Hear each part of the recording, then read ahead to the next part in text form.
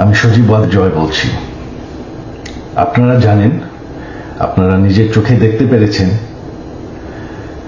যে জাতির জনক, জাতির পিতা বঙ্গবন্ধুর বাসা, সেই ঐতিহাসিক 32 নম্বরকে পুড়িয়ে ফেলা হয়েছে।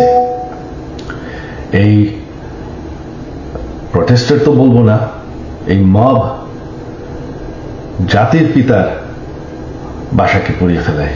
সেই বাসা যেখানে বঙ্গবন্ধুকে হত্যা করা হয়, বঙ্গবন্ধু আমার পুরা পরিবারকে হত্যা করা হয়, যেই বাসা 75-এর খুনিরাও ধ্বংস করার সাহস পায়নি, যেই বাসা এখন এতদিন ওনার মিউজিয়াম ছিল, সেই বাসাকে তারা পুড়িয়ে ফেলেছে।